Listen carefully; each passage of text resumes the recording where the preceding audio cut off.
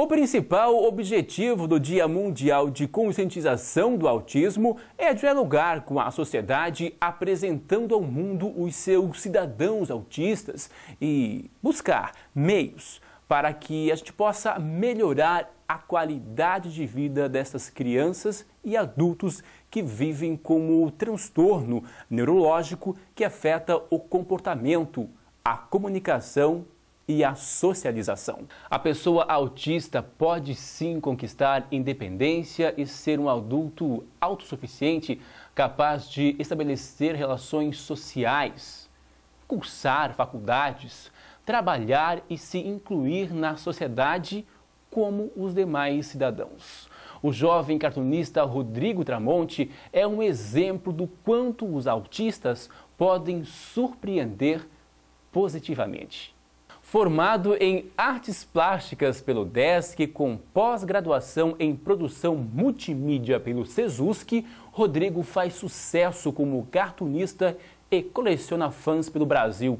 Muitos dos admiradores do trabalho deste catarinense não imaginam que o autor destas charges objetivas, inteligentes e por vezes bem-humoradas vive com a síndrome de Asperger, um transtorno do espectro autista que se diferencia do autismo clássico por apresentar fala compreensível. Ele conversou com a gente via Skype para falar um pouco sobre esse sucesso todo e a superação do autismo para se incluir na sociedade e também no mercado de trabalho. Oi, Rodrigo, tudo bem? Fala pra gente um pouco como foi a sua infância. A minha infância foi assim. Eu fui uma criança bastante isolada. Eu sempre preferi ler gibis, ver desenhos animados, jogar videogames e desenhar, do que fazer atividades físicas ou coletivas, jogar bola, andar de bicicleta. Quando você foi diagnosticado com a síndrome? Quando fui diagnosticado com a síndrome, foi em novembro de 2011, quando eu tinha 31 anos. Ou seja, eu tive um diagnóstico tardio. Quem deu meu laudo de Asperger foi a doutora Gisele Tridapalho, uma psicóloga daqui de Floripa que é especialista no assunto. O relacionamento na escola, na faculdade, não é uma tarefa fácil para qualquer pessoa, né? Sempre um desafio. E você, Rodrigo, como que foi a sua relação com os outros jovens?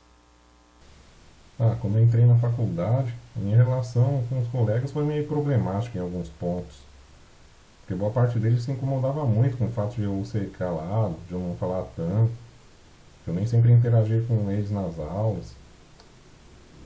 Me lembro que até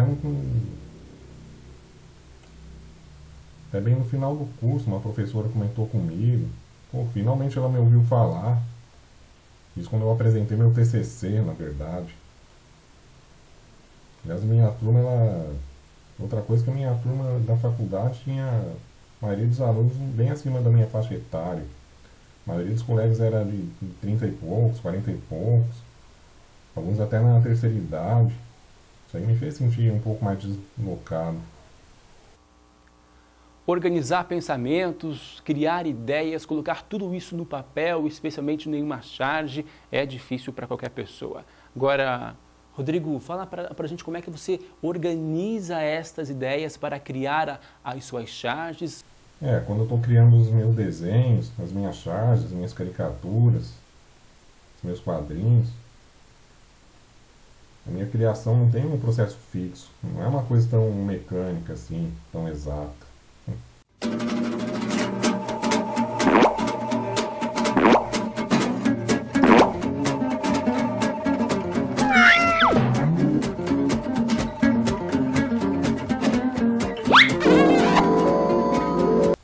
A representação visual, a imagem, surge antes do roteiro.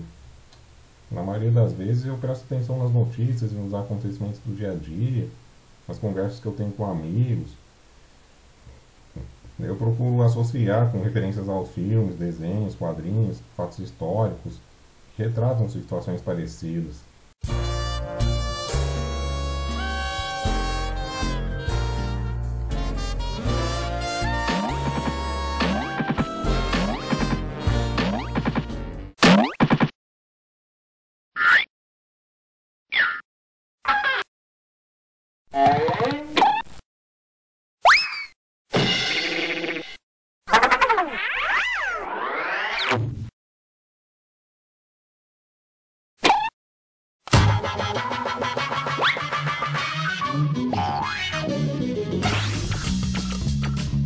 E o seu dia a dia, como é? Você trabalha, estuda, namora?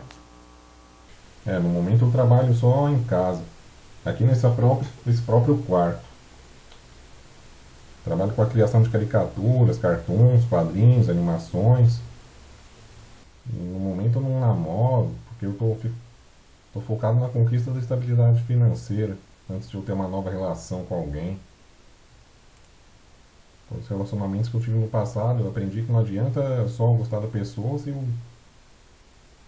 a tua estrutura física, sua estrutura financeira não anda bem das pernas. Você vai acabar interferindo demais no relacionamento. Manter uma relação com outra pessoa do sexo oposto é complicado para qualquer pessoa. E você, Rodrigo, como é que você desenvolve as suas relações bem pessoais?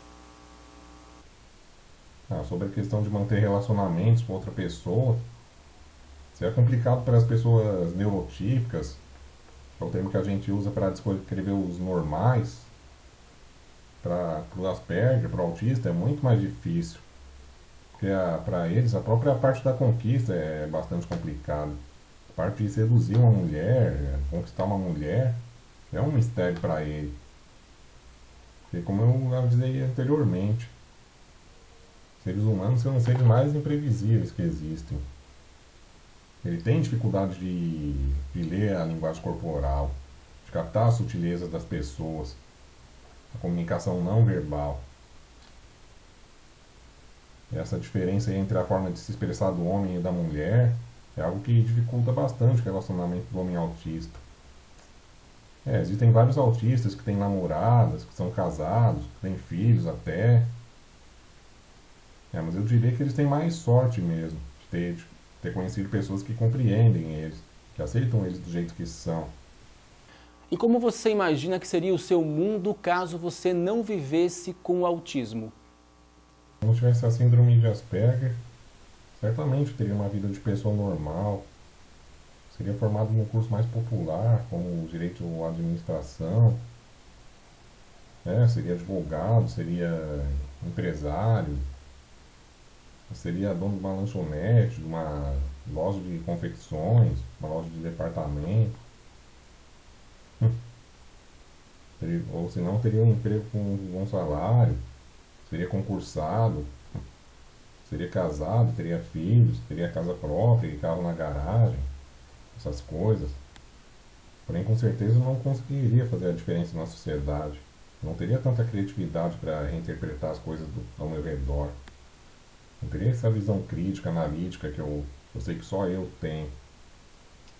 Ou seja, eu ia me encaixar melhor nos padrões da sociedade.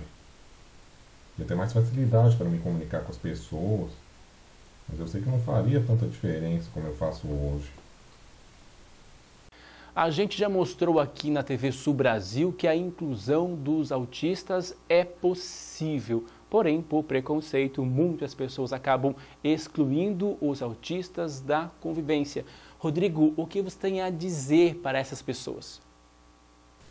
A maioria das pessoas que convivem com o autista vive tentando mudar ele.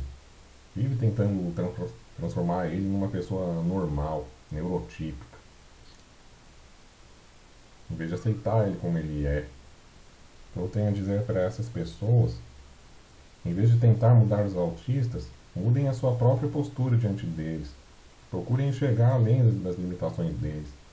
Apesar das dificuldades que eles têm para se comunicar, para entender os trejeitos do convívio social, boa parte dos autistas tem habilidades fora do comum.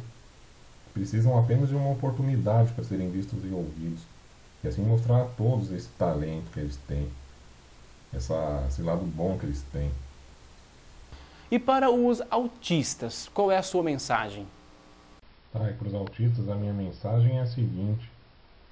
Procurem transformar suas fraquezas, suas limitações nas suas qualidades e virtudes.